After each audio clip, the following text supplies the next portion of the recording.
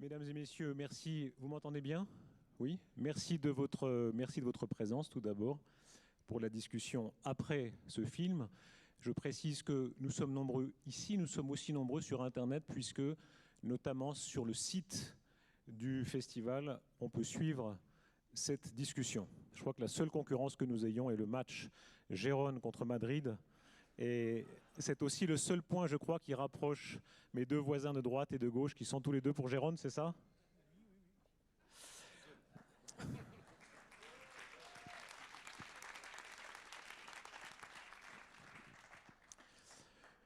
Nous allons parler du droit des peuples à disposer d'eux-mêmes. Qui a droit à l'autodétermination? La crise catalane sera la trame de notre discussion, mais j'imagine que chacun ici mesure la puissance de cet enjeu. On parlera de la Catalogne, mais chacun, selon son origine, selon sa sensibilité, a pu partager ou au contraire rejeter d'autres aspirations avec autant d'intensité. Les Israéliens, les Palestiniens, les Serbes, les Albanais du Kosovo, les Kurdes, les Écossais, les Jurassiens. La liste est très longue, les degrés de violence varient, les causes varient beaucoup, mais nous parlons ici du droit des peuples qui s'est écrit en grande partie à Genève, c'est ce que rappelait Philippe Motta en ouverture. Et je vous propose de commencer par là, quelques mots de chacun sur le sens que revêt pour vous le fait de parler du droit des peuples, en général, la Catalogne notamment, ici à Genève. Micheline Calmiré, vous avez tenu à préciser que vous vous exprimez ici comme professeur et votre enseignement universitaire a beaucoup de liens avec ces questions, comme d'autres questions de relations internationales. Tout le monde se souvient aussi, et on l'évoquera dans certaines expériences politiques, votre rôle comme président de la Confédération. La présence d'un tel débat ici à Genève, en quelques mots, qu'est-ce que ça représente? À vrai dire, j'aurais préféré que le débat puisse se tenir à Madrid ou à Barcelone, mais Genève, c'est important. Genève, c'est important parce que Genève, c'est la capitale des droits humains. C'est la ville du Haut-Commissariat aux droits de l'homme, c'est la ville du Haut-Commissariat aux réfugiés, c'est la ville du CICR. Ici, on parle de droits humains. Et dans la question catalane, et puis on se trouve dans un festival qui parle, Festival international des droits humains, Festival du film. Et ici, on parle du respect des droits humains. Et moi, j'ai été honnêtement consternée par ce qui s'est passé en octobre de l'année dernière à Barcelone et en Catalogne, avec cette violence déployée contre des gens dont la seule faute avait été d'aller voter ou d'exprimer leur opinion et de mettre des gens en prison. Donc je trouve que c'est important qu'on parle des droits humains ici, de ce qui s'est passé aussi.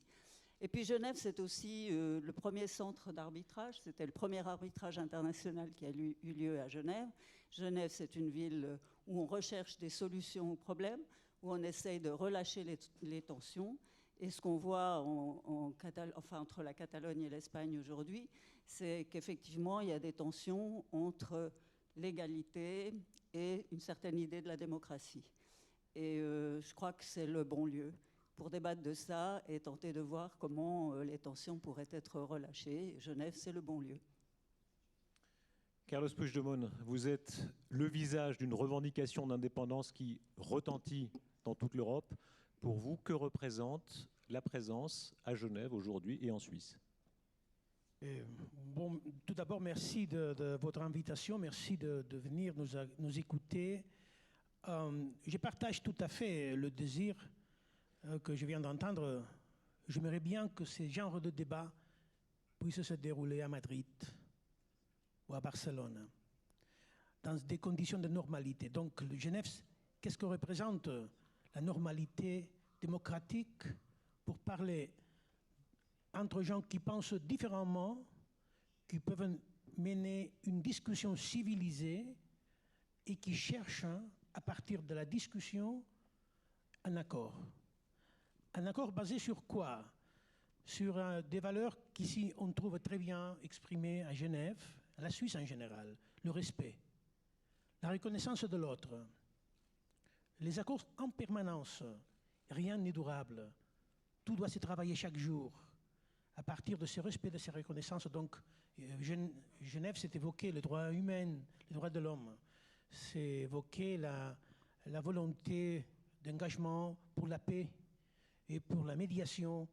Donc c'est aussi une opportunité dans le cœur de cette culture de la médiation, du respect des droits de l'homme, de pouvoir s'exprimer dans des conditions de liberté que je ne pourrais pas faire en Espagne. Si je oserais faire ce débat en Espagne, je ne pourrais pas faire parce que je serais en prison. Merci. J'en profite pour vous remercier de parler en français. C'est un remerciement que j'adresse aussi à votre contradicteur, Xavier Vidal-Folk. Alors, on va tous faire des progrès en castillan, en catalan. En castillan, c'est Javier, c'est ça? Ouais. Voilà. Et puis en catalan, Xavier. Alors, si vous voulez prendre le micro, Xavier, vous êtes une des plus grandes plumes del país, contradicteur déclaré des indépendantistes, de la démarche indépendantiste. Ce que représente ce débat ici pour vous à Genève. Je suis content d'être ici, pas seulement parce que c'est un débat intéressant et pluriel, mais parce qu'il se célèbre ici. Ce n'est pas exactement le cas que tout le monde est devenu fou en Catalogne et en Espagne. On discute chaque jour, on discute à la télévision, on discute ici et là.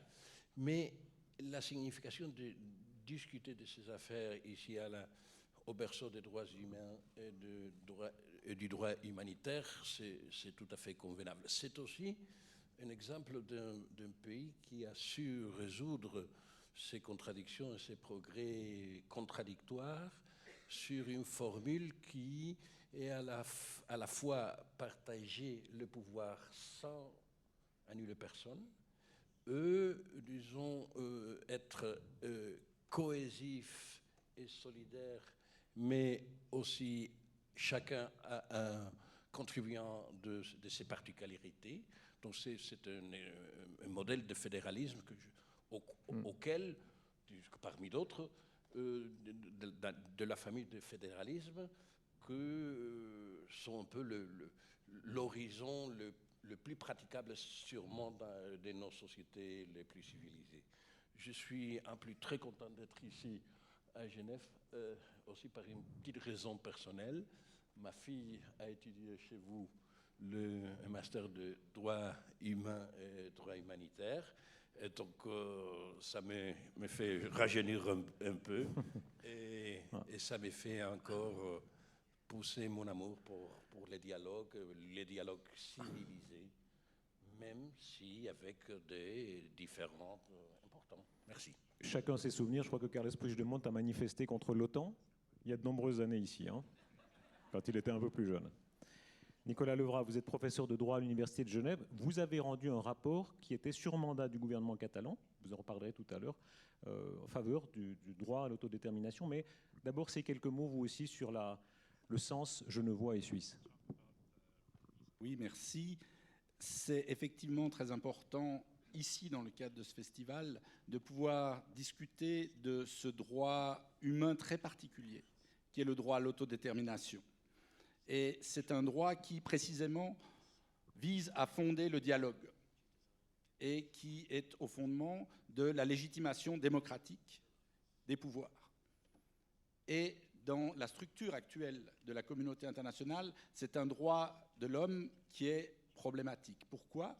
Parce que ces droits fondamentaux sont énoncés au niveau international, mais ensuite c'est aux États de les mettre en œuvre. Et le droit à l'autodétermination, c'est un droit de chacun, mais qui ne peut être exercé que collectivement, dans un projet d'autodétermination dans lequel un peuple va s'affirmer. Et évidemment, demander à des États de mettre en œuvre ce droit, c'est difficile, parce que c'est un droit qui remet en cause, s'il va jusqu'au bout, l'existence même de l'État. Donc effectivement, c'est un droit qui ne peut pas être mis en œuvre, comme la plupart des autres droits fondamentaux, devant des juridictions. C'est un droit qui doit être mis en œuvre dans un débat démocratique. C'est le fondement du débat démocratique. Et donc ici, d'avoir un débat, alors c'est pas, vous l'avez dit tout à l'heure, le cadre le plus approprié, puisque le cadre le plus approprié un jour sera l'Espagne et la Catalogne. On a deux légitimités démocratiques qui probablement devront discuter, mais c'est un droit fondamental qui est au fondement du débat démocratique.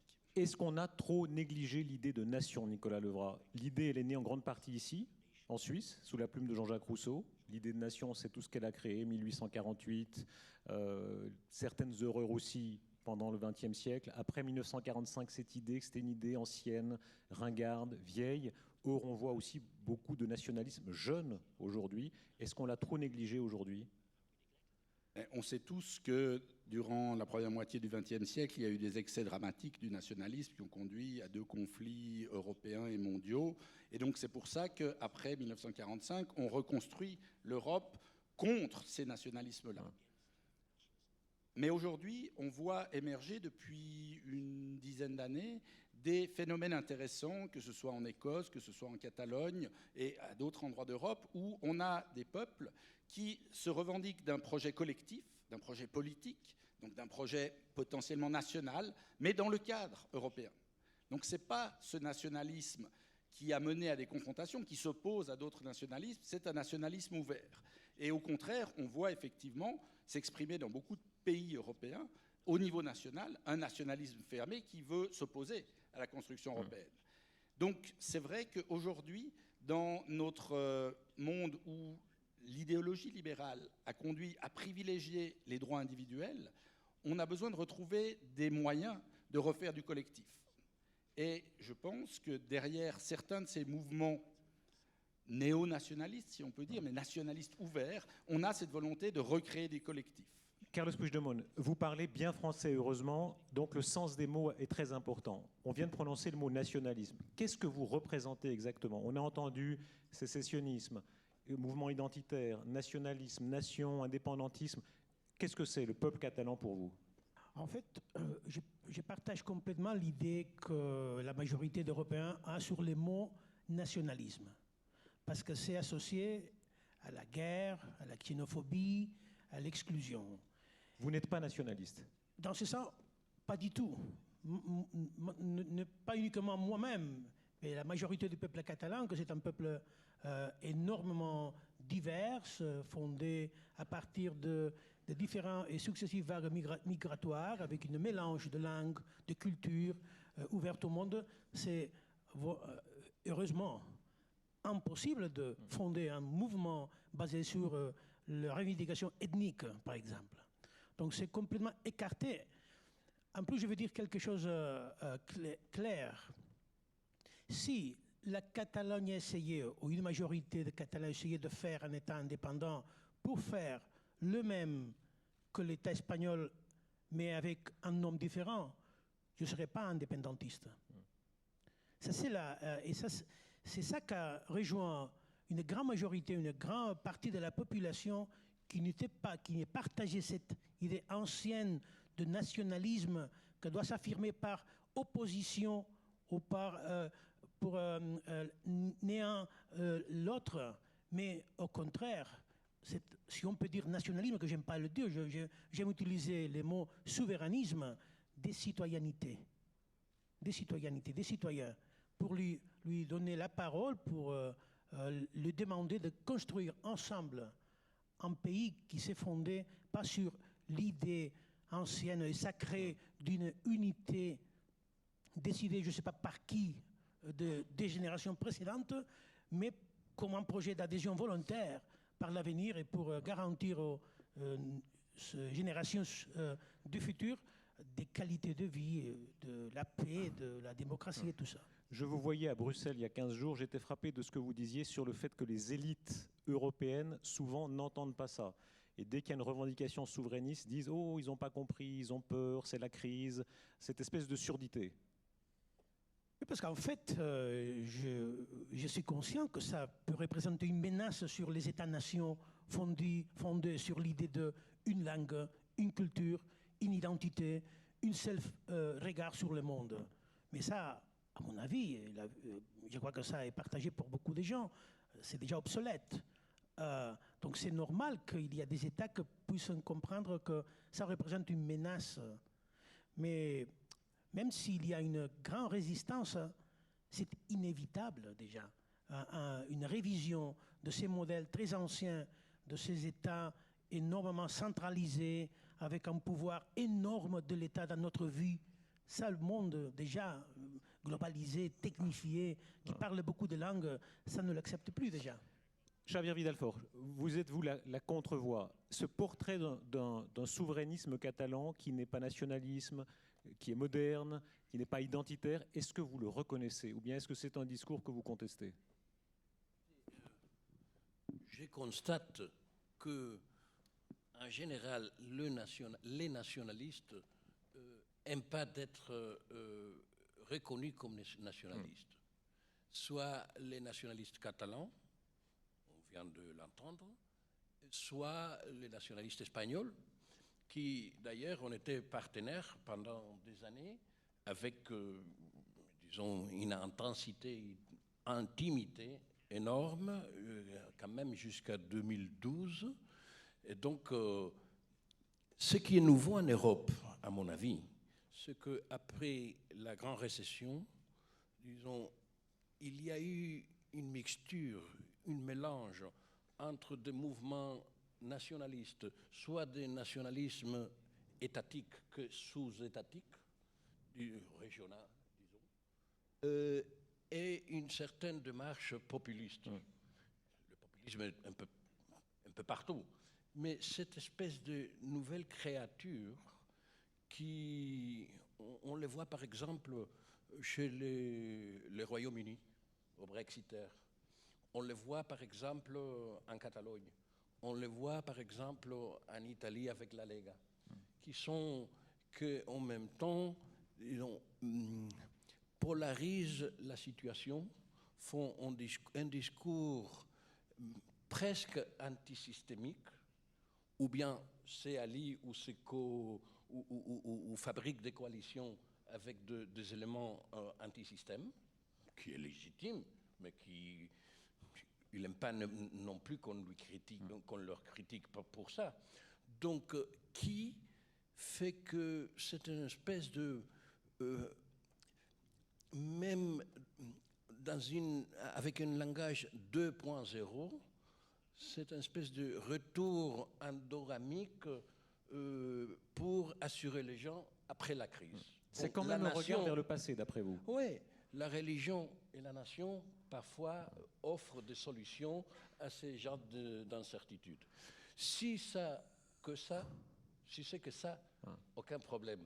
Si on essaie, disons, d'implémenter cette dérive en brisant les États-nations, en brisant l'Europe, en cherchant des ennemis ou en les magnifiant, soit l'Union européenne, soit l'Espagne, soit le Mezzogiorno, alors on a un problème. Hein. Michel Calmiret, on a entendu dans la gauche suisse les divisions à ce sujet. On sentait bien qu'une partie de la gauche avait de la sympathie pour le mouvement catalan, indépendantiste, et une autre disait attention, ce que dit M. Vidal-Fort, c'est-à-dire c'est un nationalisme, égoïsme, une région riche qui veut se séparer, qui veut profiter, etc. Vous avez entendu ces deux voix? Bien sûr, on entend ces deux voix. Moi, je dois dire que je suis réticente à parler d'État-nation comme une Suissesse, parce que la Suisse, ce n'est pas un État-nation. La Suisse n'a pas une langue, une religion, une ethnie. On est composé de plusieurs langues, plusieurs religions, plusieurs ethnies.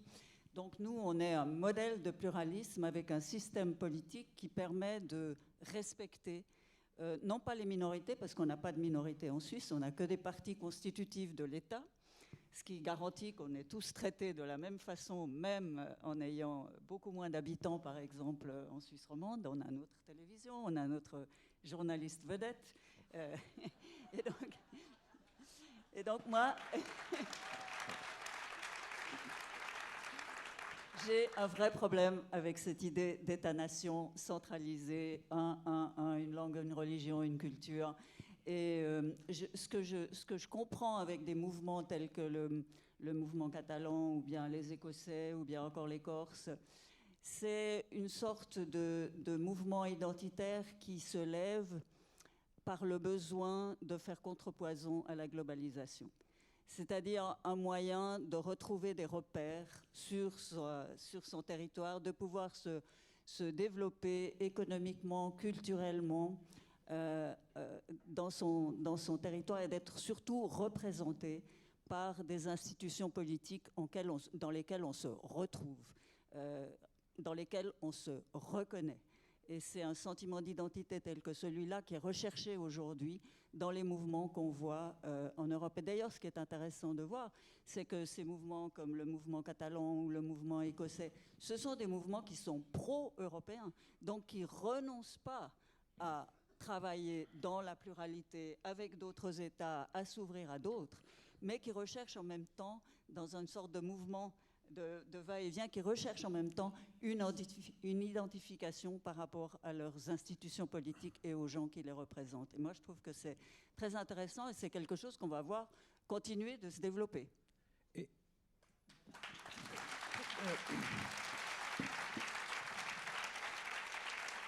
Il y a une idée que c'est aussi, à mon avis, dangereuse, c'est l'idée de l'unité sacrée. C'est comme une sorte de droit divin qui donne à certains peuples l'autorité de devenir un État et le retire à les autres. C'est qui exactement qui donne le droit à fonder un État? Aujourd'hui, je ne sais pas, auparavant, les guerres, il y a des peuples qui se considèrent le peuple élu, etc. Mais aujourd'hui, les États doivent être fondés sur la volonté de leurs citoyens. Et ça le rend mutable. Et ça le rend des outils que peuvent être changés par chaque génération. Il n'y a pas d'unité sacrée. Il n'y a pas une idée religieuse de l'unité de la patrie, comme souvent on nous dit aux indépendantistes catalans. C'est quelque chose au-delà même de la démocratie ou de la Constitution. L'unité, c'est quelque chose qu'on ne peut pas parler. C'est une sorte de tabou. Et même peut te mener à la prison si tu discutes cette unité. Ça, c'est dangereux. Parce qu'en fait, c'est renoncer à une idée fondamentale en démocratie. Les générations suivantes doivent en avoir le droit de bâtir le pays qui convient à elles, pas le pays qu'a convenu à le grand-père ou les arrière-grands-pères. Ils doivent en avoir la liberté. Même la République catalane doit être mutable et révisable. Il n'y a rien de sacré dans cette idée. Donc, c'est le changement de cette idée de souveraineté, pas fondée sur un droit divin, sur la loi inescrutable, mais sur la volonté des citoyens que doit être toujours écoutée et attendue. Est-ce qu'on n'est pas dans un discours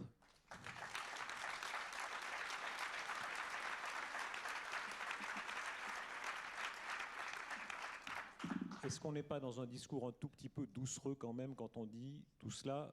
Il y a beaucoup de violence. On a vu beaucoup de haine, beaucoup d'opposition, beaucoup de violence de part et d'autre. Vous disiez sacré, mais un sentiment national, souverainiste, appelons-le comme on veut, dans les deux camps qui est très dur. Nicolas Levrat, ce discours sur chaque peuple se choisit un destin, etc., il n'y a pas de problème, on sera 2.0. Est-ce que quand même on ne sous-estime pas la puissance de ce sentiment national? Tout à l'heure, tout le monde rigolait quand l'urgent est tombé, Vladimir Poutine réélu, ah, quelle surprise.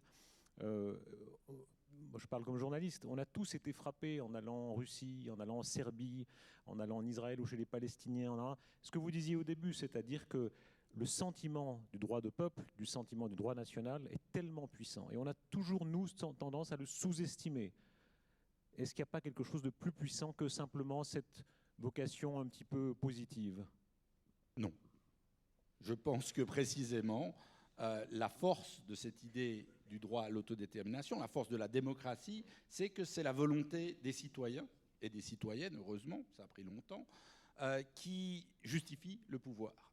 Et donc le pouvoir n'appartient pas à un territoire, le pouvoir n'appartient pas à un gouvernement, le pouvoir est légitime parce qu'il résulte de la volonté collective des citoyens qui chacun a le droit de participer ou pas à un projet politique.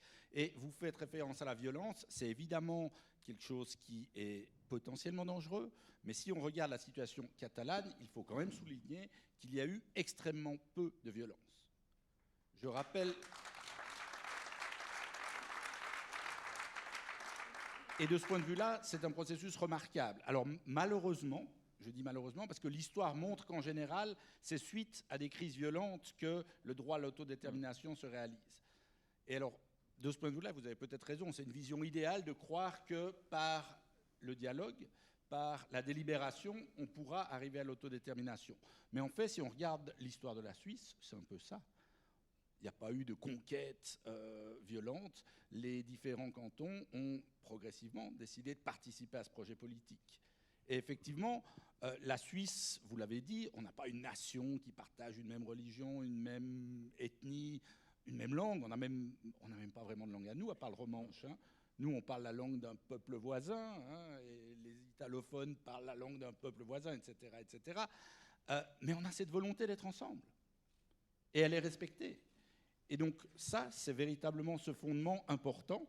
Et il se trouve qu'effectivement, notre pays non seulement exprime cette volonté, mais en plus a depuis longtemps décidé de ne pas exercer la violence vis-à-vis de ses voisins. Alors, prenons le temps d'écouter l'autre voix, celle des États-nations. C'est ceux qui ne sont pas représentés ici. Il n'y a pas vraiment de représentants d'État ici. Je ne sais pas si vous connaissez l'exemple canonique, c'était Metternich, le chancelier d'Autriche, ultra-conservateur, qui était très ému par les poèmes nationalistes romantiques germaniques. Son cœur de germanique saignait. Il pleurait, mais il les censurait quand même. Il les faisait censurer juste après, parce qu'il disait « c'est dangereux ». C'est ce que Mitterrand a dit en 1989, en disant « le nationalisme, c'est la guerre ». Et il a eu en partie raison, en tout cas pour la Yougoslavie et certains cas. C'est ce que disent un peu M. Macron, Mme Merkel, quand ils disent « Catalan, bon, pourquoi pas, mais qu'est-ce qu'on dira quand un land allemand voudra partir? Qu'est-ce qu'on dira quand les Corses voudront partir ?» Alors, ça va un peu dans votre sens. Est-ce que là, il y a une peur raisonnable? Est-ce qu'il y a un vrai danger, d'après vous? L'Europe est capable de accepter, orienter, moduler, formuler, traduire politiquement ces diversités dans une unité d'action, le principe de la subsidiarité, etc., où l'Europe va décliner définitivement. Mais ça veut dire faire face aussi, disons, au mouvement qui essaie de rompre, de casser, de briser, soit le statut économique, soit le statut social, par exemple le problème de l'immigration chez les Allemands ou chez les Français. Je veux dire, certains Français et certains Allemands, parce qu'il y a aussi certains Catalans et certains d'autres. Il n'y a pas un mouvement catalan. Il y a des mouvements et des sensibilités différentes. Mais l'alternative pour l'Allemagne ou le lepénisme, disons, ce sont des réactions qui racoltent un peu de cette histoire de repli sur une identité passée et donc qui essaient de briser un modèle social. Et chez les Britanniques, c'est la même chose. Et donc, on a besoin d'une Europe profonde où on doit, disons, décorer nos sentiments chaque jour en nous regardant au miroir. Mais pardon, la démarche indépendantiste catalane, elle est dangereuse ou pas, selon vous? Ça dépend. Ah. Ça dépend. Ça Écoutez, dépend de quoi? La Catalogne, ça a été un succès formidable. Ah. L'Espagne a été un succès formidable. C'est vrai ça, selon vous? Pas un historien pour dire ça. Avec cette... ça dépend. Ça dépend aussi. Ça dépend, oui, Ça fait ça beaucoup dépend. de ça dépend, là, quand même. Ça dépend. Écoutons l'argument, on va voir. Oui, exactement. Pourquoi un succès Bon, formidable? on est méditerranéen, mais c'est plutôt une pensée qu'un sentiment. Écoutez, pourquoi l'Espagne? Parce que l'Espagne a passé de la dictature à la démocratie d'une façon brillante.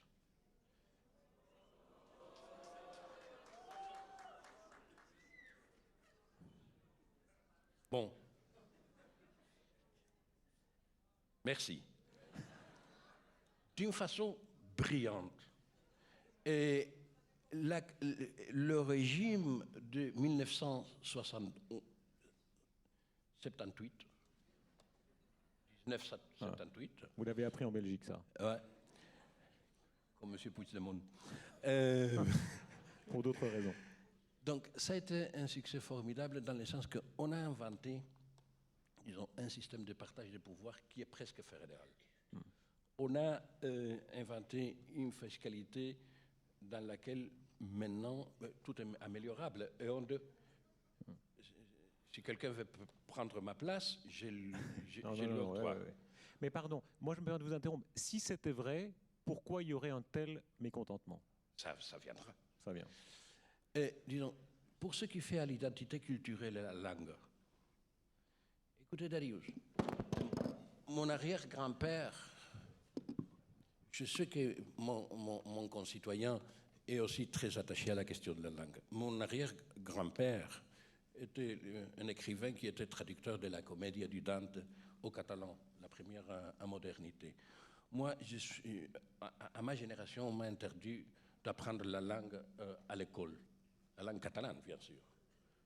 Mes petits-enfants ont comme langue véhiculaire dans l'école, avec des difficultés, etc., le catalan. Donc c'est un succès formidable. C'est un succès de prospérité que jusqu'à la récession, par exemple, la Catalogne, même avec les problèmes de la globalisation et de la centralisation, a, disons, maintenu des rapports avec les, pas avec les Madrilènes ou avec le Galicien ou avec les Andalous, avec Rhône-Alpes, avec la Lombardie, avec, disons, les 4 moteurs d'Europe qui ont conservé une certaine, même si la crise en Espagne a été plus forte. Mais pardon, vous avez prononcé le mot du fantôme. Franco, ce n'est plus un problème en Espagne? Franco? C'est qui Franco? Franco est sous terre. Est sous terre. Et Franco est sous terre. Ah. Et alors, donc, on a enterré la dictature. Ça a été un procès un peu plus difficile que ce qu'on raconte. Mais on l'a enterré complètement. La démocratie espagnole, c'est une démocratie consolidée. Entendons les 2 arguments là-dessus. Vraiment, là, ils sont intéressants parce que ça touche à une blessure. Si vous permettez, je te repasse la parole. Après, on ira pourquoi ça. Je te repasse la parole. Mais sur ce point précis, Franco, est-ce qu'il n'est plus là ou non? Et bon, je dois dire que Franco est sous terre, oui, mais sous terre dans le patrimoine national. Parce que sous terre dans un monument entretenu par le patrimoine national que vous pouvez visiter chaque jour. L'entrée coûte 9 €.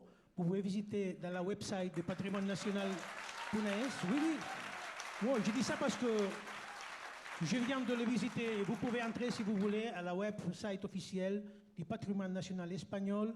Entrez à Valle de los Caídos, cliquez sur la partie qui dit Histoire, et vous verrez là comme le gouvernement espagnol qualifie le dictateur Franco comme un chef d'État qui a été au pouvoir de 1939 à 1975, uniquement.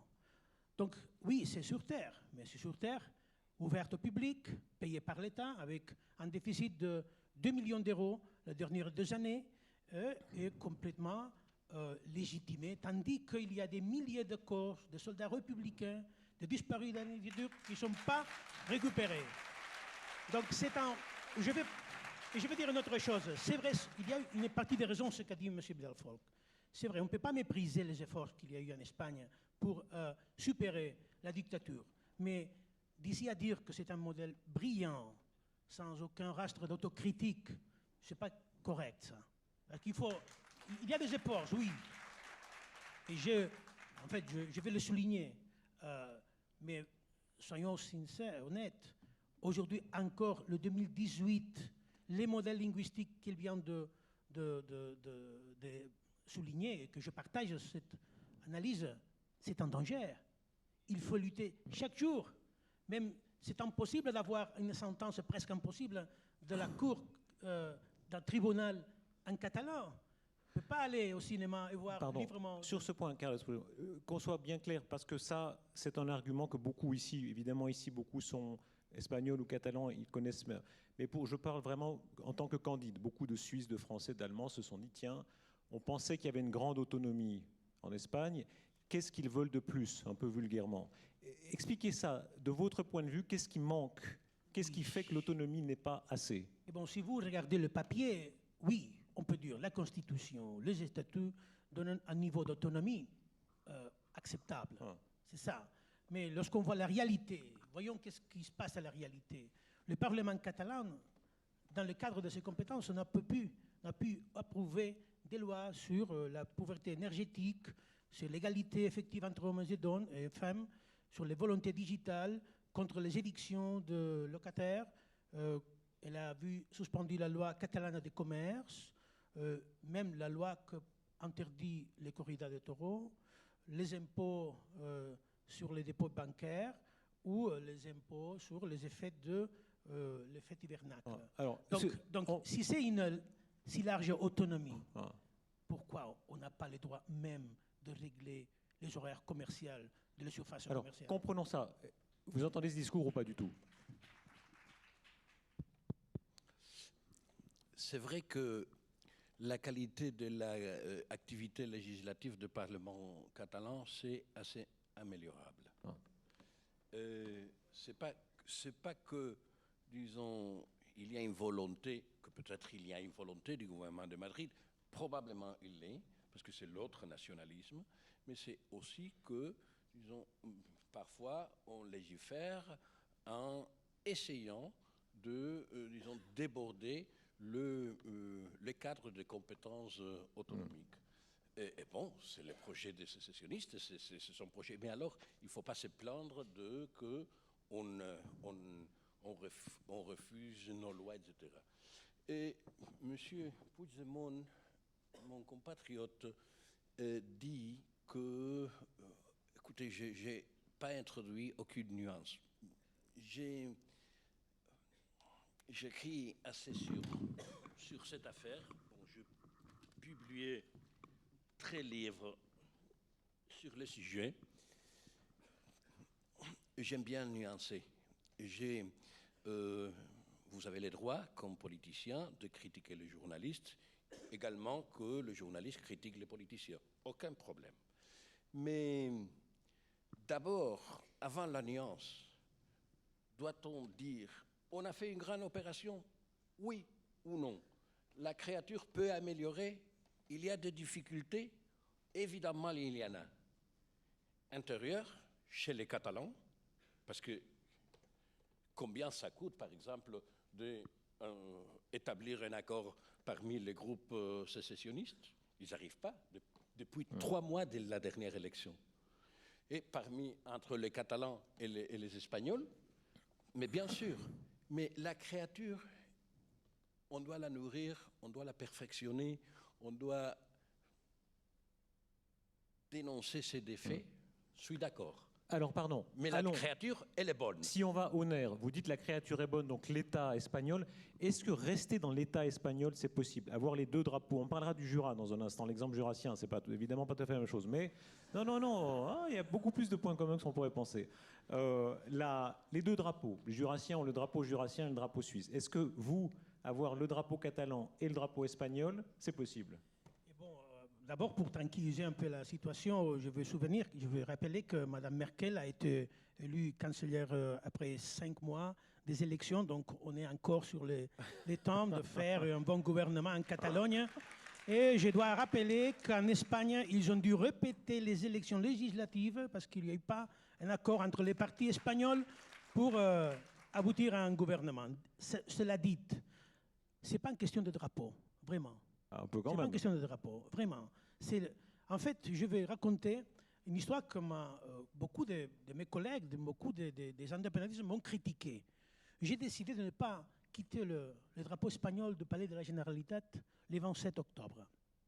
Et ça a été une décision consciente, parce que finalement, le drapeau espagnol, c'est important pour une partie importante des Catalans, qui le ressentent comme leur symbole. Et ce n'est pas une bonne nouvelle de commencer le minute 1 de la République en faisant un geste qui va contre un symbole, que c'est important aussi pour beaucoup de notre compatriotes. Donc, c'est pour vous dire avez aussi quand même que proclamé l'indépendance comme symbole contre l'État, il y a difficilement faire pire. Non, parce qu'une chose c'est l'État, une chose c'est avoir les outils d'un État pour gérer les résultats de ton effort, et l'autre sont les symboles identitaires. Parce que tout le monde a le droit d'avoir leur identité, même en Catalogne indépendante. Alors, je vous propose un 3e chapitre qui sont les voies du dialogue, si elles existent. Et là, on va parler un peu d'un exemple suisse. Je vois que ça faisait rire beaucoup de gens, mais parlons du Jura. Le Jura, c'est un cas. Expliquez-nous les votes successifs qui ont été besoin. On voit bien que c'est un point central. Est-ce qu'on ne peut voter qu'en Catalogne? Est-ce que tout l'État espagnol doit voter? Voilà. Rappelez-nous d'un mot, rafraîchissez-nous le mot. Comment ça s'est passé? C'était assez tendu dans le Jura. Un État dans un État s'est créé. Comment ça s'est passé? Alors effectivement, on a fait une succession de votes. Il y a eu 4 votes à 3 niveaux différents. Donc il y a un niveau qui a voté 2 fois. Le niveau qui a voté 2 fois, c'est le canton de Berne. Donc, et vous l'avez rappelé, il y a eu des tensions et il y avait une situation qui cherchait une solution. Et donc on n'est pas resté dans le blocage durablement, même si ça a pris un certain temps. Et il y a une décision au niveau du canton de Berne de reconnaître le droit aux Jurassiens à s'autodéterminer. Et je rappelle qu'à l'époque, la question de savoir si le Jura resterait en Suisse ou se rattacherait à la France était aussi une question qui était discutée. Ce vote a été positif. Donc les Bernois ont dit les Jurassiens peuvent voter. Ensuite, on a organisé un vote par commune. Donc dans cette partie qui était francophone au sein du canton de Berne, on a eu un vote par commune. Il y a des communes qui ont choisi de rester dans le canton de Berne, des communes qui ont choisi de quitter le canton de Berne.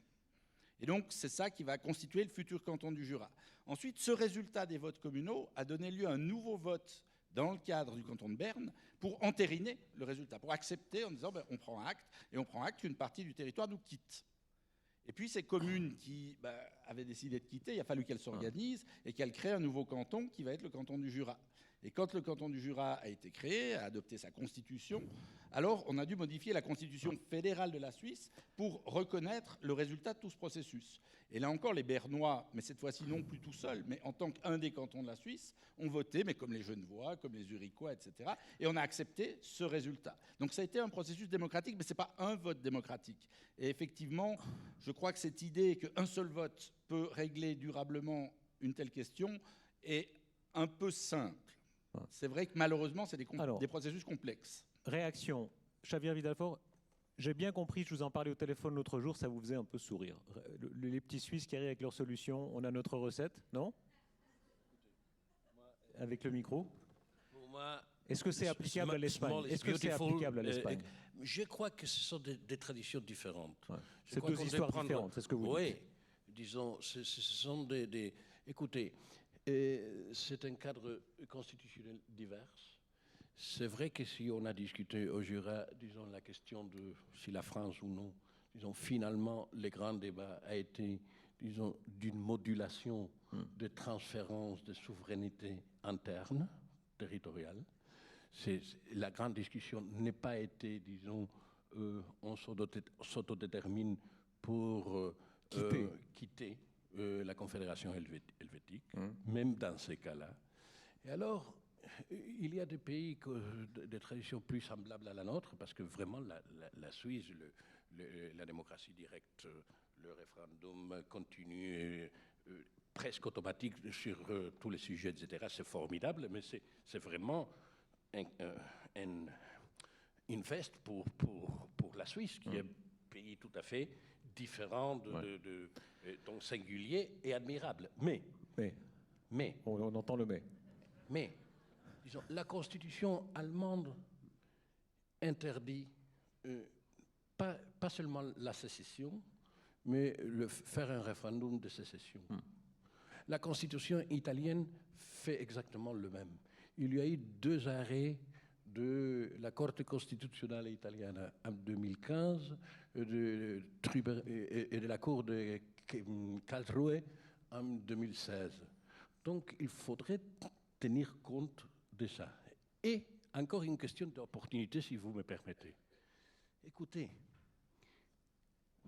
l'Espagne, dans une grande partie, c'est une invention des Catalans. Ça peut sembler un peu contradictoire à mes amis catalans, qu'il y en a beaucoup. Mais le marché intérieur de l'Espagne l'ont construit les Catalans. L'organisation, la coupole patronale s'appelle Fomento del Trabajo Nacional, et le national, c'était National Espagnol, fondé à Barcelone.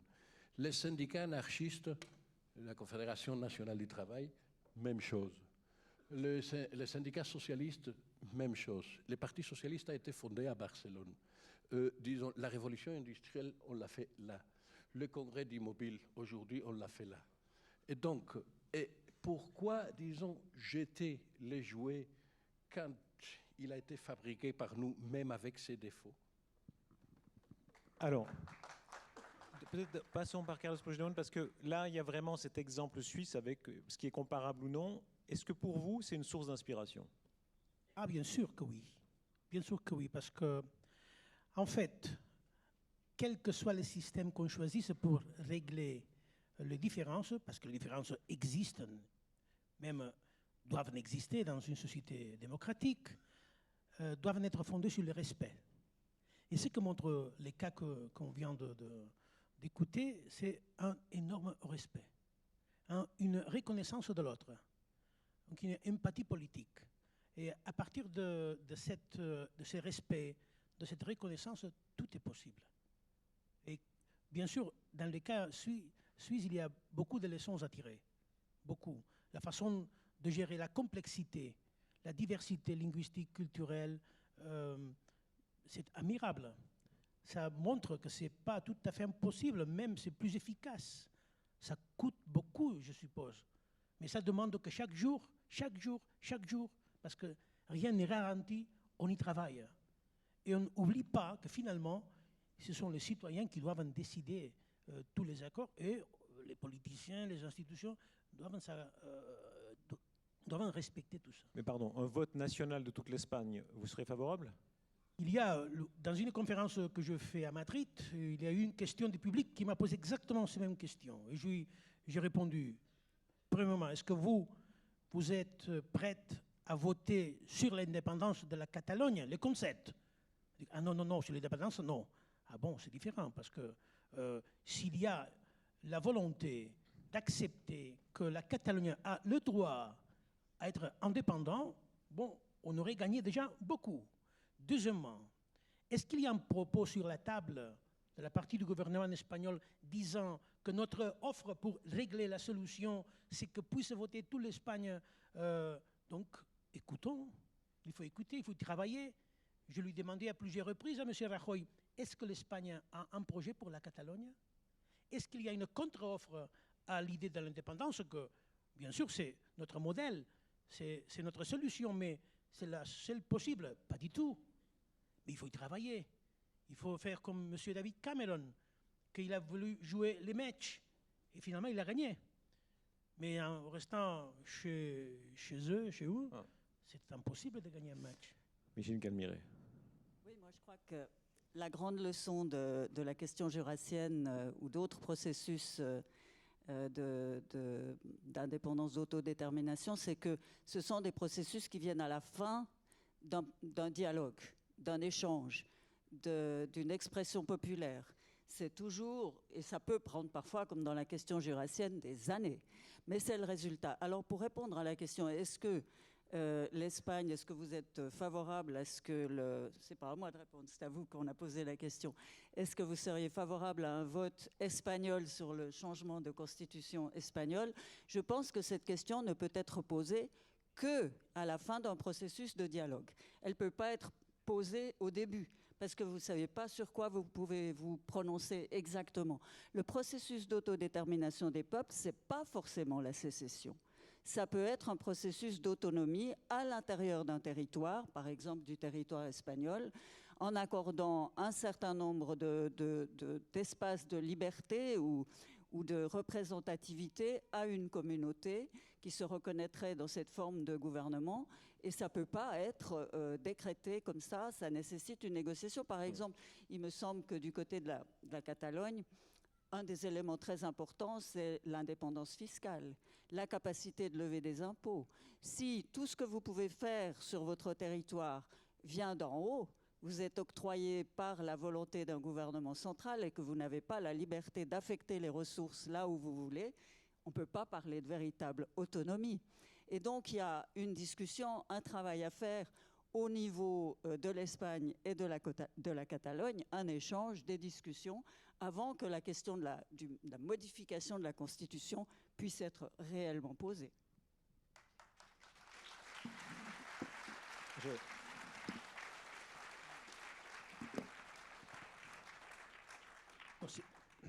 Une erreur pour faire une petite amélioration de l'argumentation de mon collègue et mon compatriote Xavier Vidal-Fort lorsqu'il a... C'est vrai, la Constitution allemande... colère, oui, on est journalistes tous. La Constitution allemande ne prévoit pas ça, mais reconnaît, par exemple, l'existence d'un État libre de Bavière. La Constitution italienne, bien évidemment, ne reconnaît pas les droits à l'autodétermination. Mais juste à côté de l'Espagne, il y a un pays qui s'appelle Portugal. Et la Constitution de Portugal dit clairement que les peuples ont droit à l'autodétermination.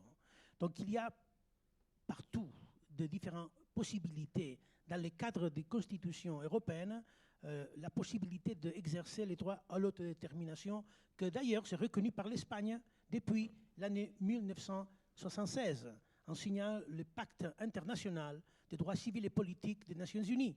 C'est signé, c'est rubriqué par le roi Juan Carlos. Question en forme de quiz. Qui a dit « Les grands problèmes de la vie des peuples ne sont jamais tranchés que par la force » ? C'était un exilé à Genève. Vous voyez ? C'était Lénine. Mais peu importe. Non, je vous pose la question de la violence. Il ne faut pas la sous-estimer. Parce qu'on a ici une discussion de salon qui est de très bon niveau et je vous en remercie infiniment. Mais quand même, il y a des gens en prison. Il y a eu des violences policières le 1er octobre. Vous seriez arrêté à la seconde si vous mettiez le pied en Espagne. On n'est pas dans une aimable... Voilà. Là, cette violence-là, alors d'abord, est-ce qu'une partie de violence parfois est utile ? Pas forcément une violence physique, mais enfin, et voilà. C'est la violence qui a attiré l'attention sur la cause. Voilà, s'il n'y avait pas eu les violences du 1er octobre, comment gérer cette violence-là ? Écoutez, moi, je suis très critique sur les excès qui se sont produits à l'instar de l'intervention policière le 1er octobre. Étant dit ça, il y a, disons, une version presque mythique et mystique de ce jour-là qui oublie que des excès, peut-être pas si importants, mais assez forts, ont été commis par le gouvernement de la Catalogne, le gouvernement prédécesseur de M. Puigdemont, en 2011, quand le 15 mai, quand le mouvement 15e des indignés, le suiveur de Stéphane Hassel, etc., ont occupé la place Catalogne. Après, quand en 2012, on a vidé l'œil de Mme Esther Quintana, notre police autonomique, et je le dis avec tristesse, parce que ça devait être un exemple de nouvelle police qui tiendrait compte... On ne peut pas entrer dans trop de détails catalans, pardon. Non, mais vous dites qu'il y a une part de provocation de part et d'autre, c'est ça. C'est ça que vous dites. Hein, le film explique une histoire qui est incomplète. Alors, je comprends. Juste sur ce point précis de la violence, Carlos Puigdemont, la violence. En fait, si la seule façon de devenir un État indépendant, c'est à travers la violence, ça serait un échec collectif. Et les Catalans s'est engagés depuis plusieurs années à une voie non violente, pacifique, de demander l'exercice de l'autodétermination. Et je crois que c'est l'opportunité de l'Europe, notamment, de montrer que ce n'est pas uniquement à travers de la violence qu'on peut devenir un État indépendant. Cela dit, je crois qu'il y a un niveau de violence qu'on ne peut pas accepter dans l'Europe du XXe siècle. Parce qu'il y a un viol systématique de la Charte des droits fondamentaux de l'Union européenne, de la Déclaration universelle des droits de l'homme et de ce pacte des droits civils et politiques des Nations unies. Et c'est absolument regrettable qu'un juge puisse écrire que retient en prison provisoire des leaders pacifistes, avec une histoire une biographie de leaders du pacifisme clair, parce qu'ils continuent à soutenir l'indépendance. Il faut terminer avec ça, parce que ce n'est pas la façon de régler les problèmes. On ne peut pas utiliser les codes pénals. On doit utiliser la politique pour régler un problème politique. Vous parlez de l'égalité. Quelle est votre démarche aujourd'hui ? J'ai eu l'impression que parfois vous flottiez un peu. C'est-à-dire, Je me rappelle, quand j'étais journaliste débutant, j'avais interviewé Arafat. Et on descendait à Tunis dans une espèce de cave. C'était vraiment miteux. Il avait un vieux poster de forêt vierge derrière. Et on lui disait, quand vous serez président de la Palestine, il disait, mais je suis président de la Palestine. Et il jouait l'anti-légalité. Bon, on disait, oui, bien sûr, mais enfin, on n'y est pas encore tout à fait. J'ai eu un peu cette impression dans votre villa d'exil à Waterloo. On est quand même loin pour l'instant de la présidence, hein. Je vous la pose en riant, mais c'est une question très sérieuse. Est-ce que vous dites aujourd'hui, je suis une autre légalité, je suis déjà président de la Catalogne, ou vous dites non, je veux maintenir le dialogue et je suis en voie d'eux? Quel est votre choix? En fait, je continue à être le président élu par le Parlement catalan parce que le Parlement catalan ne m'a pas retiré sa confiance. Et c'est la seule voie, à travers la loi espagnole, que je puisse être écarté de la présidence. Donc, j'ai posé plainte contre l'Espagne parce que c'est une décision illégale hors de la Constitution espagnole et ça me donne le droit, jusqu'au moment auquel le Parlement élu à notre président me donne le droit de me présenter comme président parce que mon Parlement vient d'approuver il y a 2 semaines une résolution à la majorité absolue qui ratifie cette confiance à ma présidence.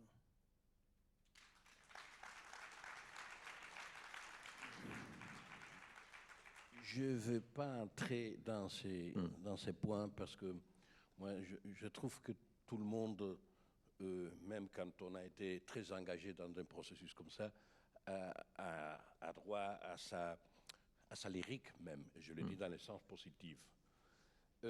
Mais je crois qu'il faut être clair sur un aspect dans lequel, bon, on a eu des nuances jusqu'au moment, des différences aussi, mais je crois qu'il y a un aspect radical qui est très important qu'on éclaircit ça dans cet auditorium.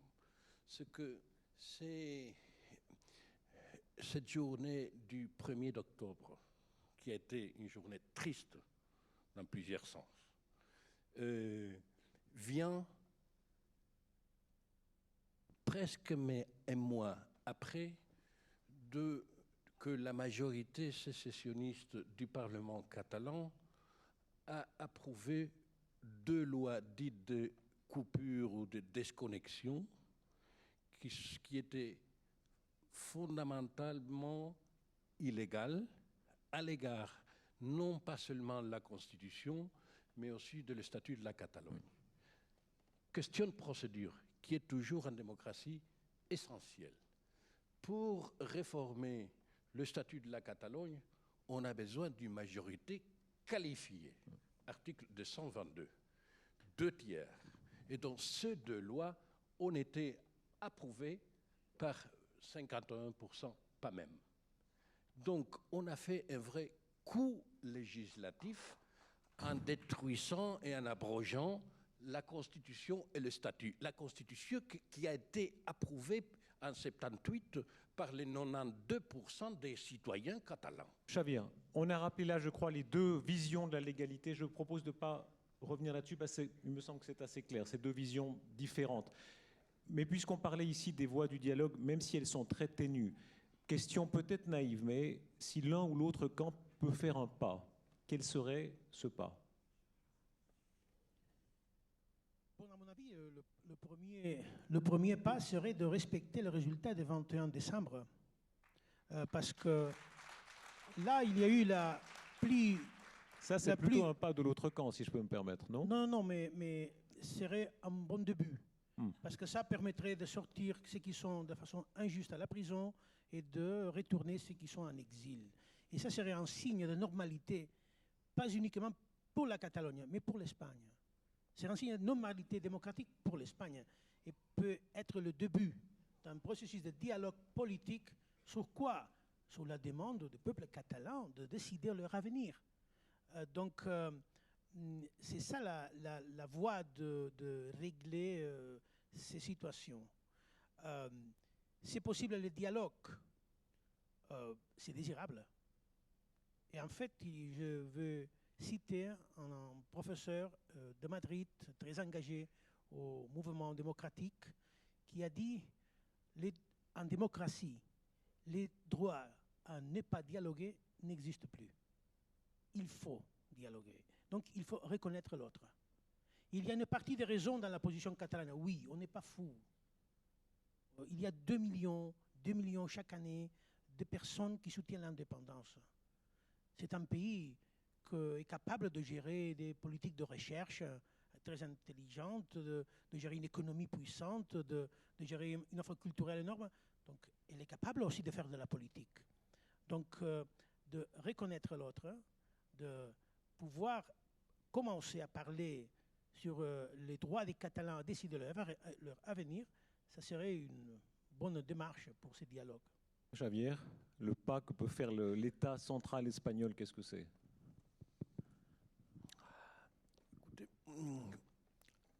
Écoutez, on a un problème vraiment dur, de difficiles solutions, qui est cette histoire de mesures de caution qui entraînent prison préventive à quelques hommes politiques. Et donc, même si on peut critiquer, et on les critique enfin, moi je l'ai fait à plusieurs reprises, disons, pour ainsi dire, l'excès de sel de ces mesures de caution, ce sont les juges qui les ont dictées. Et on peut, en démocratie, on ne peut pas dire c'est le gouvernement qui doit excarcérer, exclure de la prison, faciliter la sortie de ces gens-là. Moi, je le désire, mais ce n'est pas au gouvernement, ce n'est pas la compétence du gouvernement. Ce sont les juges. Ils peuvent se tromper, mais ce sont les règles de la démocratie. Donc, ce sont les règles de la démocratie, même si ça ne nous plaît ou il y a une décision erronée. Donc, à partir de ça, c'est vraiment difficile, disons, d'établir un dialogue. Je crois que c'est jamais impossible. On peut, disons, dire au ministère public, disons, qu'il devrait être plus flexible. Je ne dis pas aux juges, au ministère public, c'est tout à fait une autre chose. On peut dire, écoutez, accélérer les processus pour que ça finisse le plus tôt possible, etc. Mais on ne peut pas dire, écoutez, ça, on les faisait dans une de deux lois de ce mois de septembre, que c'était une loi polonaise, tout à fait, par laquelle le président de la République aurait la capacité de décider qui était le président du tribunal, de la Cour supérieure de justice, et nommer la majorité de juges avec des responsabilités. On ne peut pas faire ça dans une démocratie. Je vous propose d'ouvrir la discussion. Alors, Micheline Calmiret, avant. Oui, j'aurais juste voulu dire quelque chose là-dessus, si vous permettez un mot de quelqu'un d'extérieur. Il y a eu des élections. Il y a eu des élections. Il y a eu une majorité qui s'est dégagée, une majorité en siège. Et maintenant, je pense que le premier pas, je ne dis pas qu'il est facile, mais c'est la constitution d'un gouvernement séparatiste, puisqu'ils ont gagné les élections. Et ensuite, le dialogue avec Madrid. Parce que sans gouvernement, il n'est pas possible de dialoguer avec Madrid. Alors la question reste ouverte de savoir, est-ce que ce dialogue est possible entre la Catalogne et Madrid ? Et s'il est possible, tant mieux, il se déroulera ça sera une affaire espagnole. S'il n'est pas possible, est-ce qu'il y a une médiation possible de la part, par exemple, de l'Union européenne ? Parce que l'Union européenne, ce n'est quand même pas une organisation internationale comme n'importe laquelle.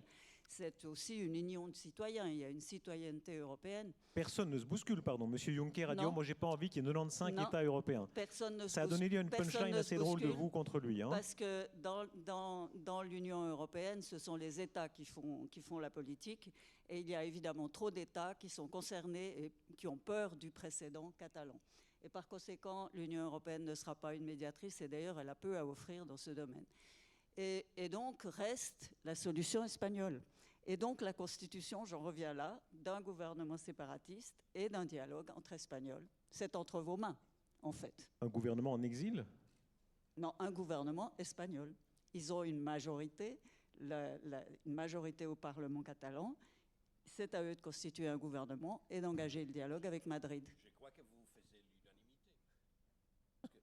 On est tous d'accord sur ça. Oui, mais, Alors, oui, il faut pas oublier qu'en fait, ça a été la vice-présidente du gouvernement espagnol qui a dit publiquement que c'était le gouvernement qui a mis en prison le leader séparatiste catalan. Il ne faut pas oublier que, en fait, le procureur général c'est nommé par le gouvernement. Il ne faut pas oublier que les juges pour la démocratie, ont dicté un communiqué en disant que ces coups de fil entre le gouvernement espagnol et la Cour constitutionnelle pour lui dire qu'est-ce qu'elle devrait faire dans le cadre de ma candidature à être réélu président, ce n'est pas exactement la façon d'agir dans un modèle de séparation de pouvoir. C'est la dite. Bien évidemment, il y a un problème pour faire un gouvernement en Catalogne. C'est qu'un député, un membre du Parlement catalan, choisi par la majorité des élus catalans, ne peut pas devenir président parce qu'il y a un juge qui l'interdit de sortir de la prison. Et parce qu'il y a une interprétation, oui, signalée par le pouvoir de l'État, qu'un membre du Parlement qui ne peut être présent à la séance, même s'il est en prison, ne peut pas être élu président. Donc il y a une contradiction. Alors, si vous permettez, avant d'ouvrir la discussion plus largement, un dernier mot avec vous, Nicolas Levrat. Vous avez le regard suisse, juriste, etc. On entendait que quand on demande quel pas est possible, peu de lignes apparaissent. Vous avez ce regard extérieur, mais de bons connaisseurs de la Catalogne. Qu'est-ce que vous diriez ? Vous comprendrez bien qu'on ne peut pas défendre le droit à l'autodétermination, c'est-à-dire le droit pour ces populations de choisir leur destin, et venir de l'extérieur dire ce qu'ils doivent faire. Par contre, j'aimerais juste revenir sur un point, sur cet argument de légalité qui est beaucoup avancé par Madrid. Il faut savoir que la loi qui a modifié les compétences du tribunal constitutionnel a été portée devant la Commission de Venise du Conseil de l'Europe. Et que la Commission de Venise a fait remarquer que cette loi risquait de violer un certain nombre de principes fondamentaux, notamment ceux de la Convention européenne des droits de l'homme. Et que le gouvernement de Madrid s'est engagé à ce que cette loi ne soit pas utilisée contre des dirigeants catalans, et on a vu la suite. Donc il y a un problème de légitimité derrière la question de la légalité. Et aujourd'hui, en fait, depuis la fin de la Deuxième Guerre mondiale, en Europe, on ne peut plus simplement invoquer la légalité sans tenir compte de la légitimité des décisions. Mon cher professeur, je crois honnêtement que vous vous trompez à cet égard. Pourquoi ? Parce que, disons, la Cour constitutionnelle n'a pas utilisé les nouveaux pouvoirs de la réforme qui ont été critiqués par la Commission de Venise, au même temps que la Commission de Venise a dit que le référendum qu'on envisageait à l'époque, c'était avant le 1er octobre, n'était pas d'accord conforme à la légalité internationale et au code de bonnes pratiques de la Commission de Venise du Conseil d'Europe. Mais, disons, on peut critiquer les arrêts du Constitutionnel, n'importe, faltaria más. Mais ils ont rédigé ces arrêts sans utiliser ces pouvoirs qui ont été justement Messieurs, critiqués. Je me permets de vous interrompre parce qu'on comprend bien en vous l'entendant que la solution ne sera pas strictement légale ou légaliste ou juridique. On sent bien que c'est vraiment deux... revenir au dialogue institutionnel. Que ce sont bien deux légalités qui s'affrontent. Alors, je vous propose... Sur ce point-là, je crois qu'il y a vraiment une unanimité à la table. Disons, les dialogues doivent se faire dans un cadre complètement institutionnel et légal. Et donc, peut-être non. Oui, mais uniquement je vais rappeler qu'en tant que président de la Catalogne, pendant ces 2 années, j'ai demandé un dialogue. Et il y avait un gouvernement en Catalogne.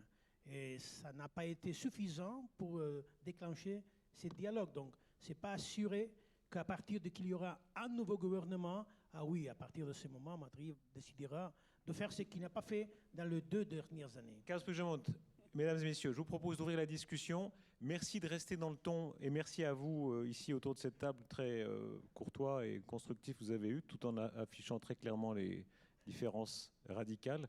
Voilà, question à qui la veut et s'il vous plaît vraiment sous forme de questions brèves et je vous demanderai de jouer le jeu aussi ici, c'est-à-dire de répondre brièvement que la parole circule. Oui, professeur. Merci beaucoup. Il y a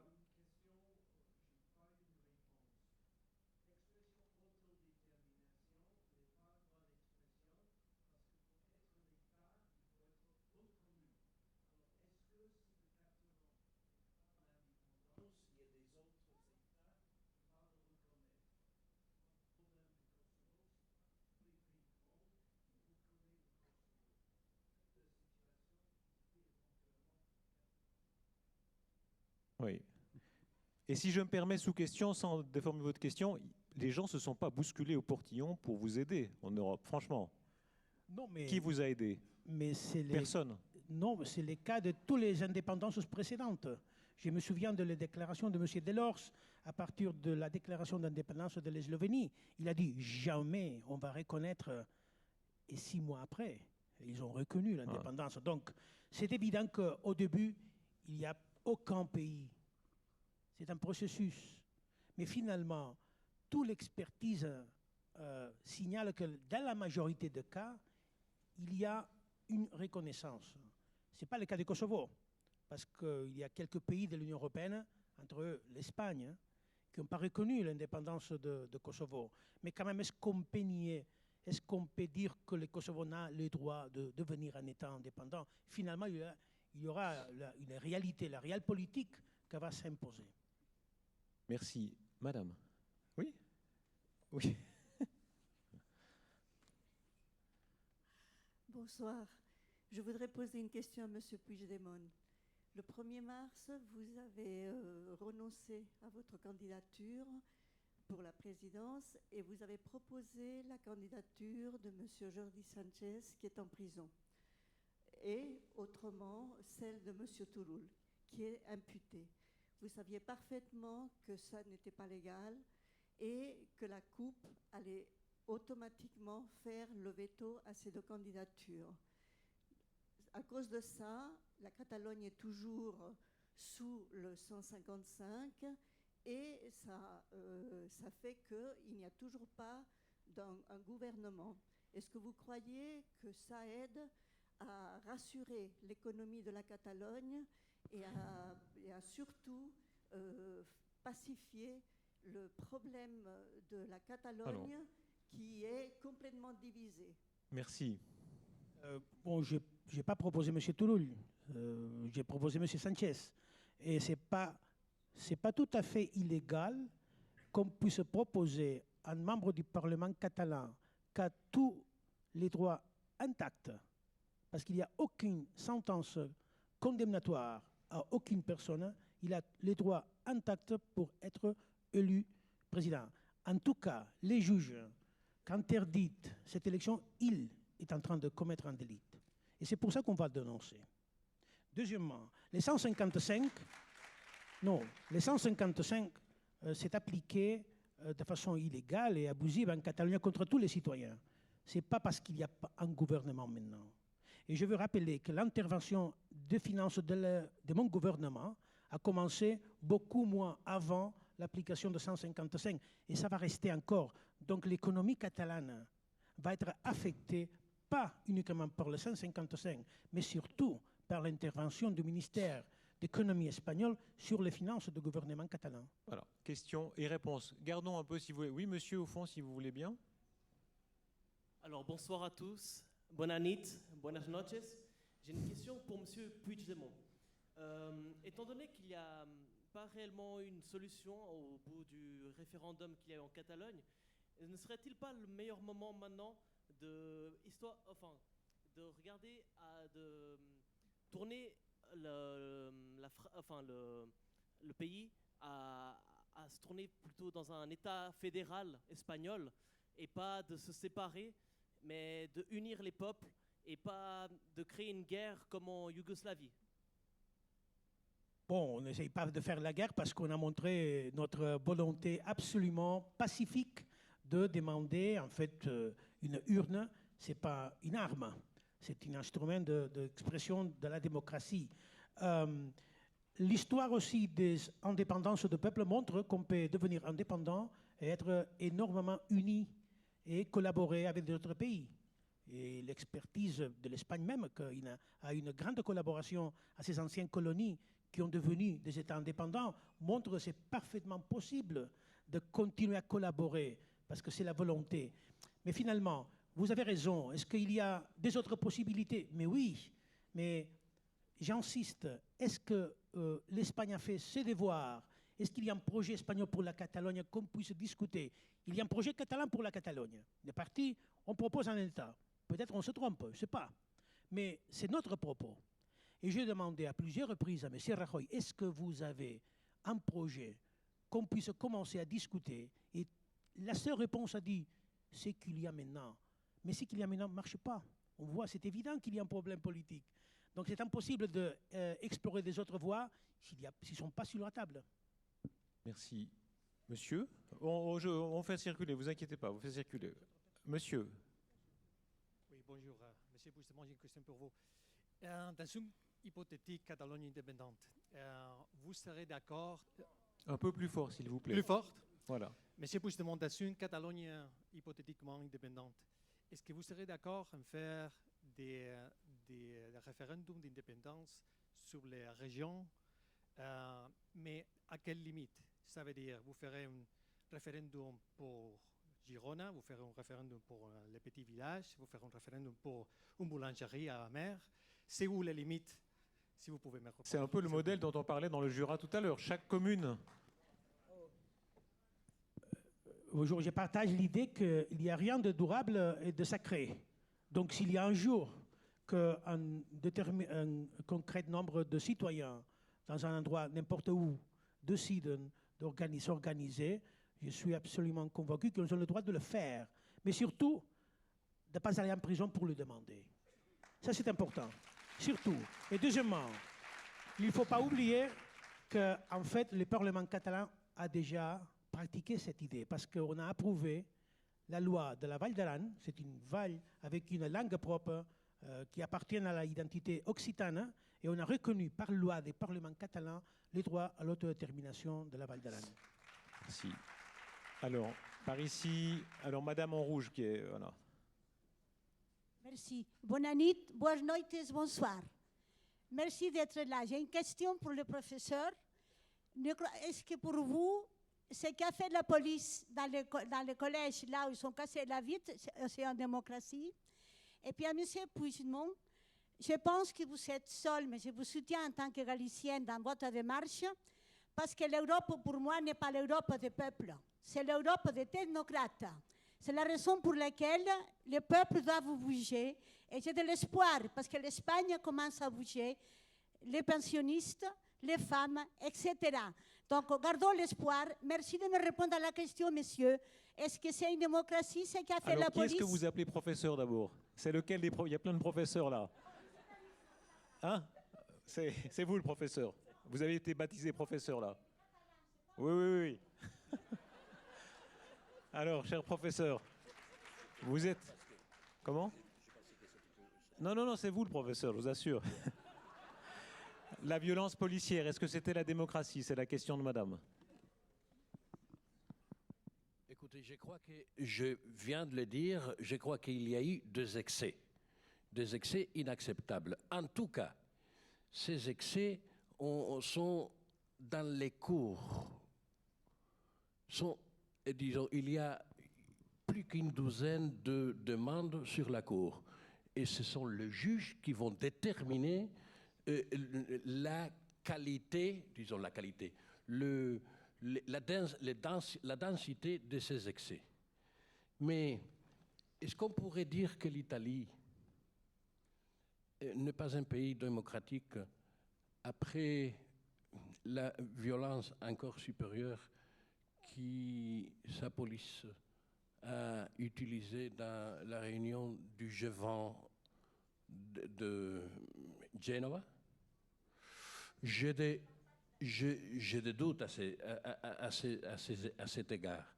Je crois qu'il y a, disons, la démocratie et les modèles démocratiques sont tous perfectibles et, disons, et commettent des erreurs. Mais ce qui est important, c'est qu'il y ait de méthodes, des instruments pour révertir, pour revenir sur ces imperfections, ces erreurs politiques. Et même, les élections sont un instrument pour assainir ces erreurs. Est-ce que vous comprenez que, vu d'ailleurs en Europe, on soit frappé du degré de tension en Espagne quand votre roi, par exemple, dans son discours, prend très clairement position contre les indépendantistes catalans, indépendamment de savoir qui a tort ou a raison? C'est vrai que, vu d'ailleurs en Europe, on se dit, ouf, il y a là encore, en Europe de l'Ouest, une question nationale qui n'est pas réglée, avec une violence verbale, parfois un peu, qui est très forte. Écoutez, s'il n'y aurait eu pas, disons, la convocatoire par deux lois qui étaient tout à fait anticonstitutionnelles et antistatutaires, vous dites qu'il y a provocation des deux côtés. Cette intervention du roi n'aurait pas eu lieu.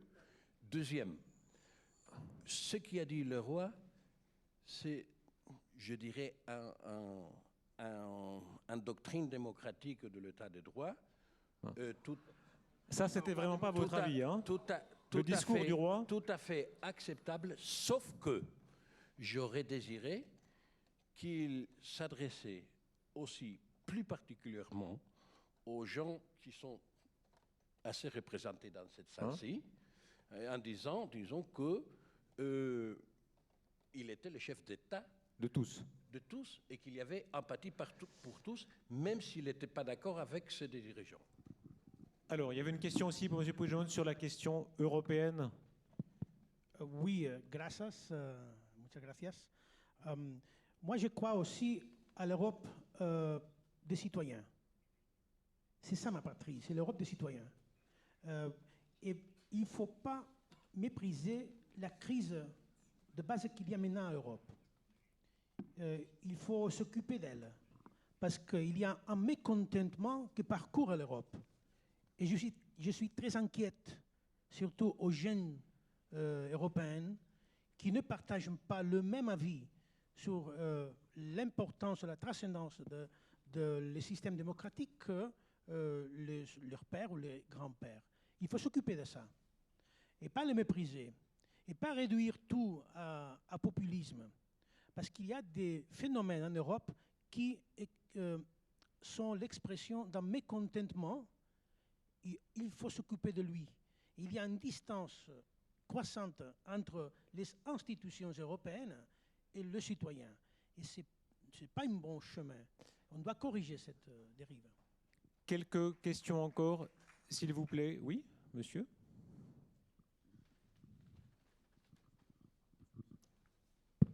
Bonsoir, bonne nuit, président de la Généralité de Catalogne.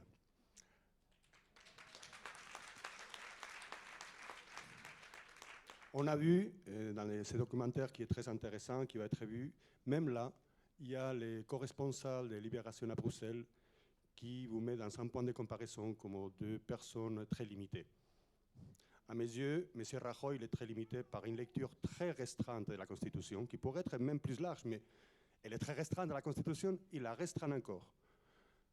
Par contre, vous, les peuples que vous représentez, il nous a donné une leçon à tous. C'est 2 millions et quelques de personnes qui sont mobilisées pacifiquement, qui demandent à être écoutées, qui sont très inquiets maintenant. On entend sans arrêt se répéter ici même, comparer les niveaux de violence d'un côté et de l'autre. L'émotion, elle me monte, là j'ai peine à être... Mais voilà, c'est incomparable. Et les jeunes en Catalogne sont très inquiets de la situation. Qu'est-ce que vous en pensez de ça? D'autre part, j'aimerais bien savoir si vous saviez, je n'ai pas retenu votre nom de famille, vous dites que vous êtes critique avec cette violence ou critique avec les résultats de cette violence. Et j'aimerais voir sur les pays, quand est-ce que vous avez critiqué ça? Alors, s'il vous plaît, en réponse brève l'un et l'autre. Oui, il y a une inquiétude parce que les citoyens ont fait leur devoir, que c'est d'aller à voter massivement dans des conditions affreuses, avec des leaders en prison, des leaders en exil, avec la peur, avec des professeurs de lycée au procureur général pour avoir rédigé un débat sur la violence.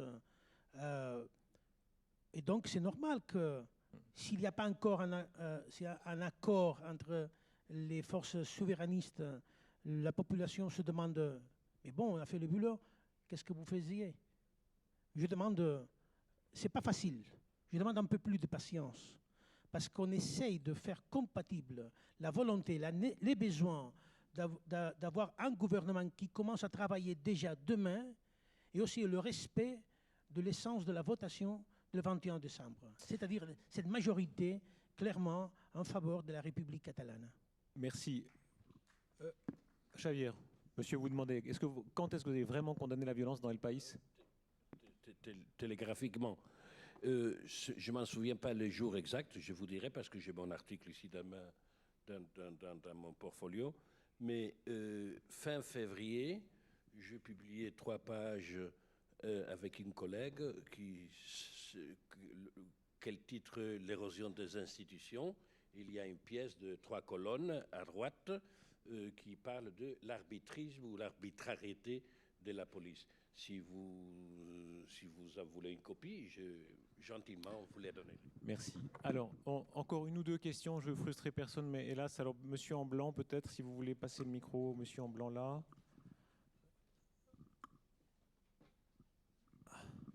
Merci beaucoup. Très rapidement, en tant qu'érigé comme expert constitutionnaliste, monsieur Vidal-Folk, est-ce que vous pouvez nous raconter un peu quelle était la genèse, l'origine de l'article 2 de la Constitution espagnole qui fonde l'indissoluble unité de l'État espagnol? Vous savez que c'est un papier qui venait de la Moncloa, qui était impuisé à la Commission constitutionnelle de l'époque. C'est-à-dire, arrêtons avec cette mythe et soyons capables, ouverts à discuter, à dialoguer, n'est-ce pas? Et l'autre question, pourquoi cette dérive del País dans la ligne éditoriale? Moi, j'ai grandi avec El País. J'étais amoureux de votre journal. Mais avec les années, j'ai vu qu'il y avait une dérive que Jean-Carl l'a dit dans le commentaire, qui pas seulement était critique, mais méprisée. Et ça a vraiment alimenté les mouvements indépendantistes. Il y a beaucoup de non-nationalistes qui sont devenus indépendantistes en lisant précisément El País. Merci.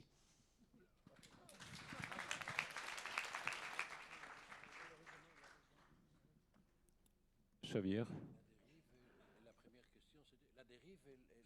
Sur le mythe de l'unité de l'État espagnol et sur El País, qui n'a pas été assez objectif, si je comprends bien, monsieur, n'est-ce pas? Oui, d'accord. Oui, l'article 2 de la Constitution. Bon, je crois que l'article 2 de la Constitution n'est pas exactement, disons, un article pour amener comme candidat au prix Nobel de la littérature, parce que c'est réincident, répète de concepts, etc. Mais c'est une expression imparfaite du pacte qui a eu lieu en 1978, qui était, disons, on ne touche pas à l'union. Ils disent, le texte dit l'unité. Bon, je préfère la parole union. On ne touche pas à l'union des Espagnols et on octroie un degré de self-government, d'autonomie très important. Je crois que ça, c'est un vrai atout qui peut s'améliorer, mais qui est... Avant, on disait que les Catalans ont fait des choses très importantes. Parmi les choses importantes qu'ils ont fait, a été surtout le titre 8 de la Constitution espagnole, qui est celle de la Constitution d'un État autonomique, qui a permis, disons, de faire de vrais progrès dans certains domaines. Pour ce qui fait à El País, bon, écoutez,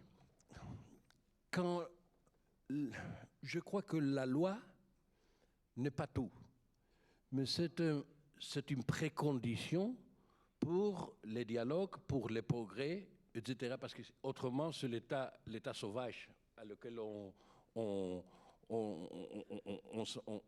s'achemine. Disons, peut-être le pays a été très fort en défendant cette idée.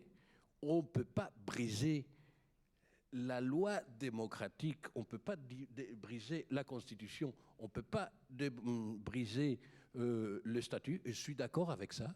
Ce n'est pas que les éditorialistes ou les directeurs, j'y crois. J'y crois à la transformation, à la réforme de la loi. Le pays est aussi favorable à la réforme fédérale. Et finalement, si vous prenez un éditorial d'il y a 15 jours qui s'appelle Lengua d'Espagne, pour les Catalans, Lengua d'Espagne, qui est un éditorial full page, alors peut-être vous aurez une autre considération sur la sensibilité de mon journal. Deux questions encore. Je sais que pour les Espagnols et les Catalans, il est tôt dans la journée, mais pour les petits Suisses comme moi, il est... Alors, deux questions encore. Madame en violet tout au fond, s'il vous plaît. J'essaye de varier les aussi. Alors, je ne connais pas les points de vue par avance, mais on a eu des questions critiques pour M. Puigdemont, questions critiques pour M. Vidal-Folk. Bonsoir. Alors, je ne suis pas espagnole, je n'ai pas d'aïeux d'ascendant espagnol. J'ai entendu une phrase qui m'a profondément choquée ce soir, et c'est ce qui amène ma question. Et je suis désolée si ça va ouvrir le débat, ça va ouvrir d'autres éléments encore. Ma question est la suivante. Pensez-vous que l'on puisse avoir un dialogue, construire le futur sans affronter son passé?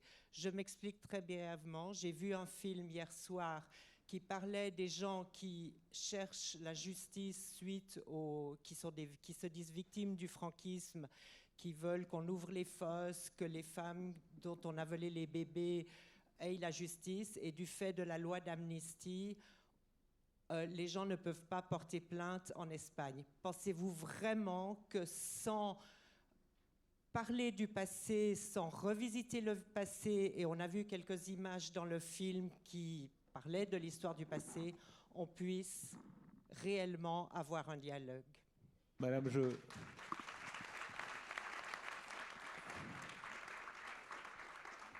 Je vous remercie beaucoup de votre question parce qu'effectivement, j'ai ressenti ça aussi dans la discussion. Qu'on soit pour ou contre, je ne parle pas de camp, mais tout à coup, quand on a évoqué le général Franco, tout à l'heure, on sentait que quelque chose de très intense se produisait et qu'effectivement, là, on touche à quelque chose de très... et qui a duré en Espagne, n'est-ce pas? Beaucoup plus que dans d'autres États en Europe. Et là, ce cadavre-là, est-ce qu'il pue encore? Est-ce qu'il y a une puanteur? J'aimerais que vous disiez là quelque chose de pas qui n'est plus, disons, de l'ordre du parti pro ou anti-indépendantiste, mais de ce que vous ressentez là-dessus. Ces questions, madame, rapportent avec la dignité. Et c'est pas juste, c'est pas digne de ne pas fermer ces blessures. C'est pas acceptable qu'encore aujourd'hui, il y a des milliers de familles en Espagne qui ne connaissent pas où se trouvent les cadavres de son grand-père, de son père, de son frère. Ce n'est pas acceptable déjà. Ce n'est pas acceptable qu'il n'y ait pas un seul héros public de budget espagnol pour rédiguer une vaste opération pour récupérer la mémoire de tous ces gens, de toutes ces familles, pour réconcilier en fait. Et ça, c'est énormément décevant parce qu'on est 2018, et ce n'est pas acceptable qu'il puisse y avoir encore des milliers de familles qui ne sont pas traitées comme citoyens au même niveau que des autres, parce qu'ils n'ont pas pu récupérer les corps, les restes de son familier. Et ça montre, c'est un symbole qu'il n'y a pas eu encore cette opération de se réconcilier avec le passé, parce que ça n'a pas été un succès, justement, de ce processus de transition démocratique en Espagne. Sur l'histoire, vous l'avez subi aussi, l'histoire de Franco. Quand vous entendez madame, quelle est votre réaction?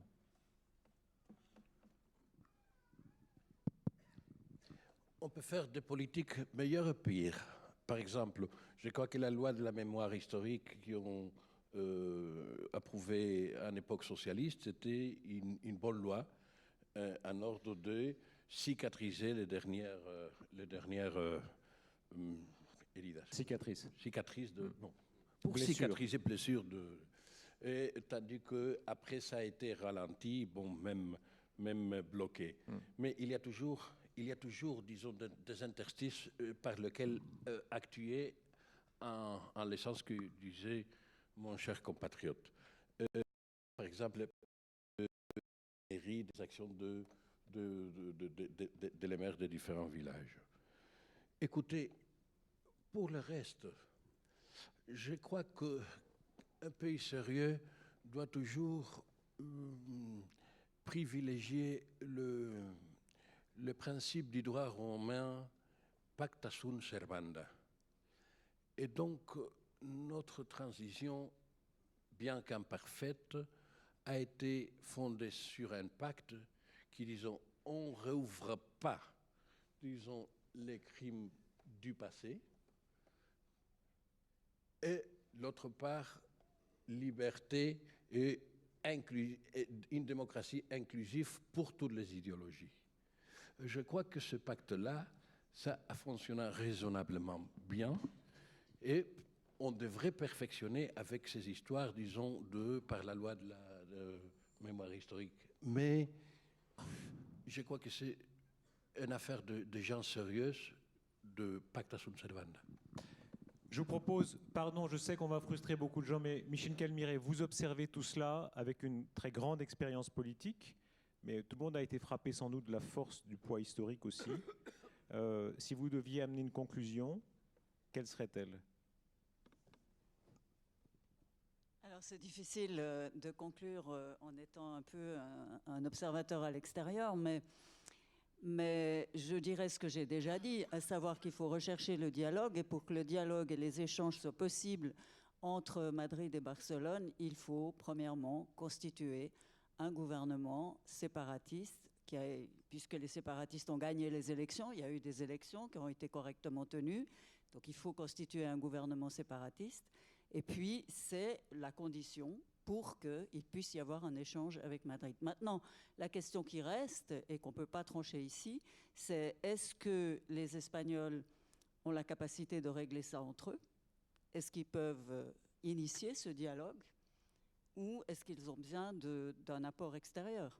On a vu que l'Union européenne n'est pas prête à entrer en matière sur une possible intervention. Moi, j'aurais trouvé quand même bien que l'Union européenne appelle aux échanges, au dialogue, à une solution pacifique.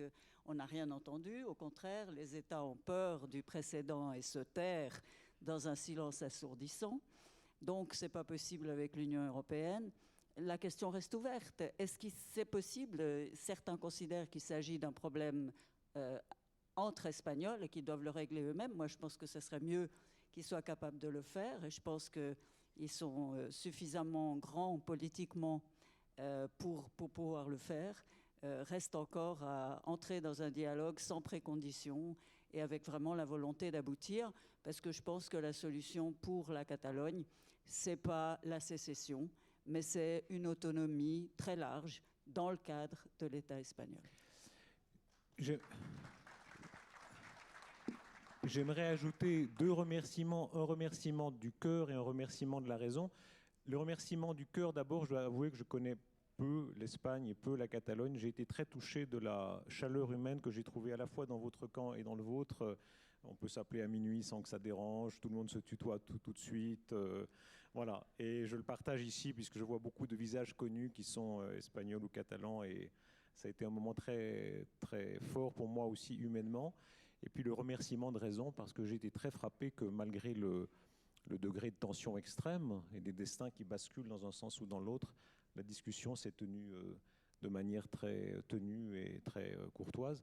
Et puis un remerciement de raison au FIFDH qui permet ici à Genève des discussions de cette qualité. C'est la soirée de clôture et moi je n'appartiens pas au FIFDH, je suis extérieur, donc j'aimerais bien en votre nom à tous les remercier et les applaudir avant qu'ils montent sur scène. Merci beaucoup.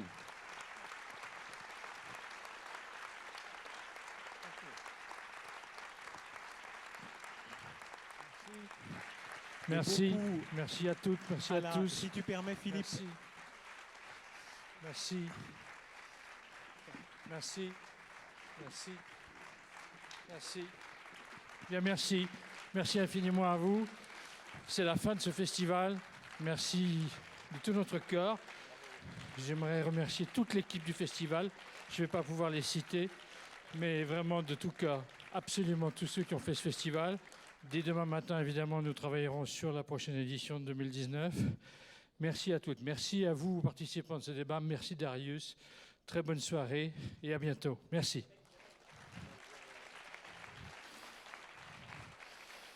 Je vous présentais Anne-Claire Adet, qui est mon adjointe au forum, Isabelle Gatica, bien sûr, et un salut aussi à notre président d'honneur, Léo Kahneman. Merci.